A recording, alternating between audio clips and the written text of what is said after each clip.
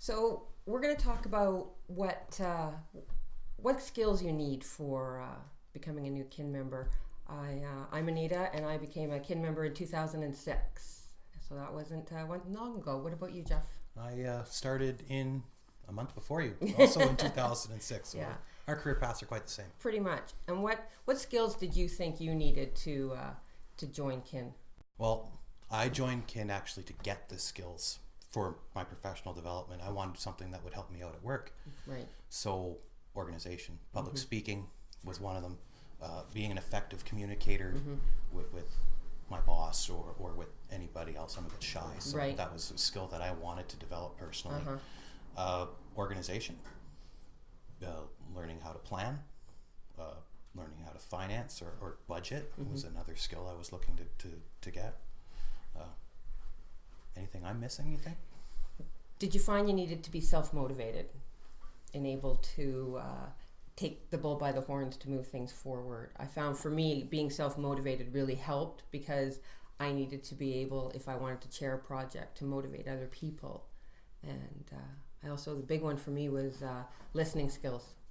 Okay. Sitting chairing a meeting and giving people the opportunity to speak and listening to what they're saying, and not just listening with your ears, but listening with your eyes and watching body language and reactions, not just to the person that's speaking, but to everybody else around to get the reaction for what people are saying. Right on. I found that was an interesting skill, and I didn't have it, and I needed it, because if you're very self-motivated, you tend to miss what's going on in a room, so you need to slow yourself down to pay attention to that. Right. I think the biggest skill I needed to learn was confidence and confidence skills, because I'm always the guy that sits in the back of the crowd and Right. nice and quiet. I'm organized.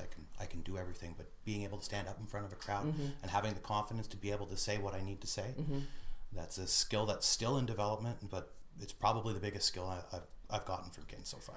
Maybe that's the biggest thing, is it's not necessarily the skill set that you bring, but it's the skill set that you want to learn. Correct. You know, that you know they're there, they just, kin brings it further out in you and gives That's you right. the chance to explore An it. opportunity to further develop a skill. Exactly. The self-development, the personal development is huge for me, that's for sure.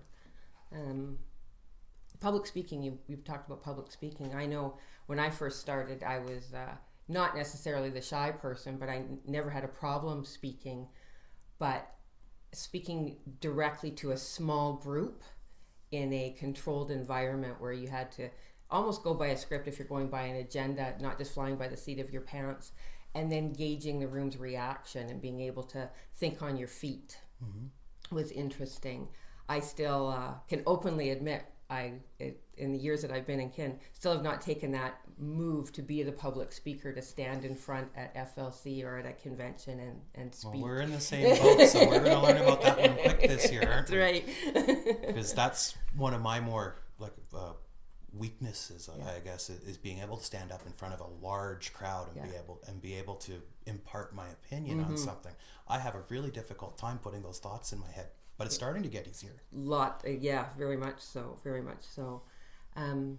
Being able to, I know for me it was, when you're self-motivated, you tend to just do it. Yeah. And if you just do it, you're not learning how to delegate. And it's a team, it's a family, all those people are there to help you.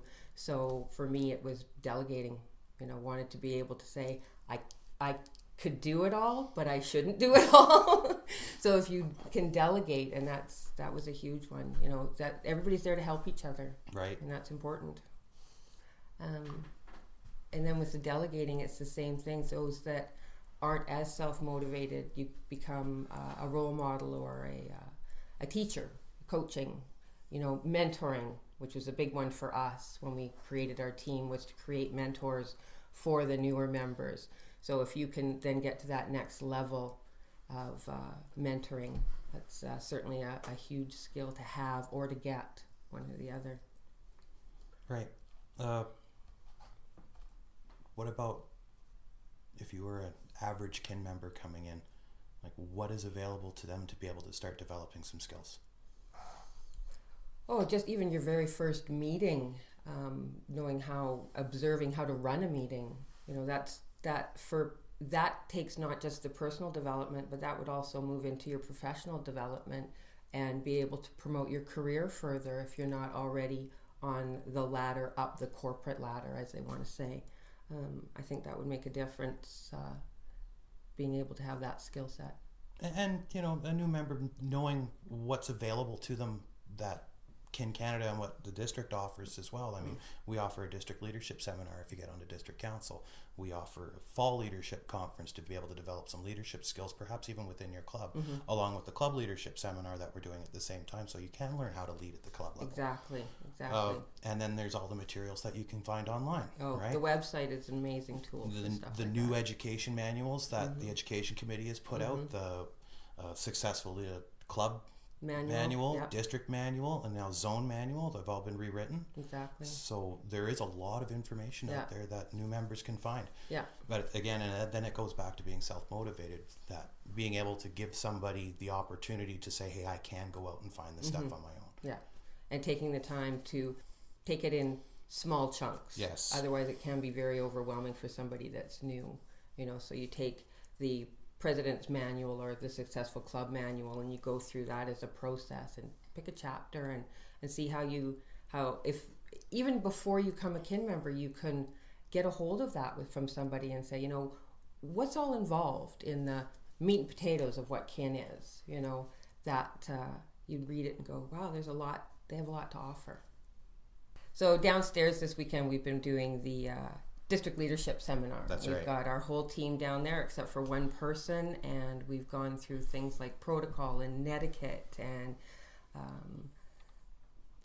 deputy governor training, and what are some of the other rules of order, and they're like sponges. And for any new members that are listening to the seminar, what district leadership seminar is it's the district council's leadership training to be able to be a leader throughout their tenure. That's right. So the deputy governors are learning how to be a deputy governor and how to go into a club and interact with the club and deal with any potential issues if there are any there, or how to deal with, make some suggestions on how to run a meeting. And they're learning all of that, and as well the district executives that are there, the secretary and the treasurer and the membership director, they're learning how to do their job as well. And as a product of all of us being together, we get a bit of team building and a bit of togetherness as well out of it. And it is, personally, it's probably been the best training that I've received in Kin throughout the years. And I recommend it to anybody. If you want to take that next step to get into leadership, the leadership seminar is hands down probably some of the best training you're going to get. Yeah, and you find that after you've completed something like a district leadership seminar, you go away with so much information, and it's like riding a high. Yeah, and you do get a bit of a changed perspective on how the association works too. Exactly. I've learned that quite a bit doing exterior training up on the higher levels of Kin.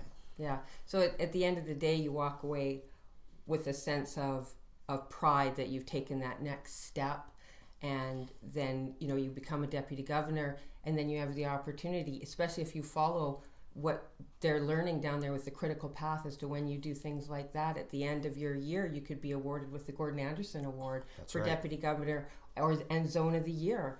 And those accolades and the recognition that you get at the end, it's a pretty good feeling. I recall when I won mine, and to be presented with that. That's right, you beat me. I'm sorry.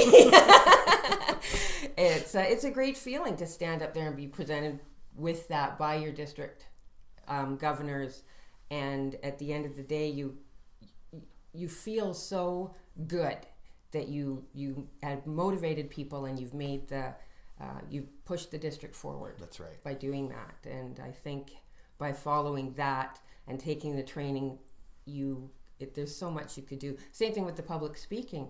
You take the public speaking, you win at your club, you win at your zone, then you win at district, and the next thing you know, you have a full expense paid trip to national convention, and this year it's in Newfoundland. Or a promotion at your employment, or a place of employment, because you've gained some skills that transfer into real life. That's right. So it's not just a skill set and education and the recognition that you get within Kin, because it certainly is transferable into your career. So I know it's made a big difference for me, and you'll find nowadays that so many employers like having employees that are involved in some type of service work. That's right.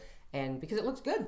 In all honesty, everybody knows when you do good works, it gets recognized in the community, not just for you yourself personally, but for the company that you work for. So that's good PR for everybody, and I know my company really appreciates it. I think we're done. I think we are. I think that if you think you've got the skills and you are a sponge for education, that Kin is definitely the place for you.